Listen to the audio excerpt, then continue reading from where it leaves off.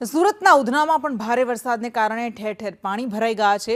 Udhna bus depot પાસેનો road પાણીમાં ગરકાવ થઈ ગયો છે અને અહીંયા મોટી સમસ્યા એ છે કે વરસાદી પાણીની સાથે કેમિકલ યુક્ત પાણી પણ રોડ પર ફરી વળ્યું છે। રોડ પાણીમાં ગરકાવ થઈ જતા વાહન ચાલકોને હાલાકી પડી રહી છે। તેમના આરોગ્ય સાથે ચેડા કરવામાં આવી રહ્યા છે કારણ કે અહીંયા વરસાદી પાણી પણ ફરી વળ્યા છે, ગટરિયા પાણી પણ ફરી વળ્યા છે અને કેમિકલ યુક્ત પાણી પણ ફરી વળ્યા છે।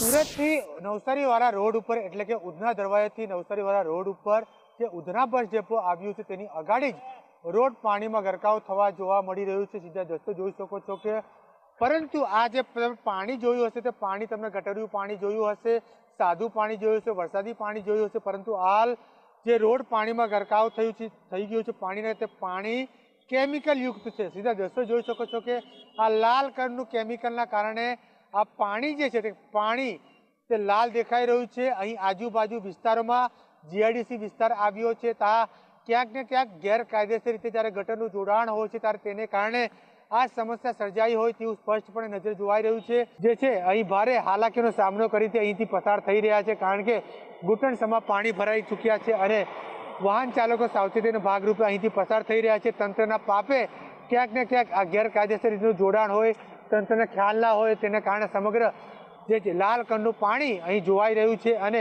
ક્યાંક ને ક્યાંક ઘાતક પણ હોઈ શકે છે કારણ કે આજુબાજુ વિસ્તારમાં જે રીતે ઇન્ડસ્ટ્રી આવેલી હોય છે ત્યાં કેમિકલનો ઉપયોગ કરવામાં આવતો હોય છે ત્યારે તે જ કેમિકલનું પાણી વેસ્ટેજ રીતે ગટરમાં ફેંકી દેવામાં આવતું હોય છે। તે જ પાણી સીધી લાઈનમાં જોડાણ થયું હોય સ્પષ્ટ જોવાઈ રહ્યું છે।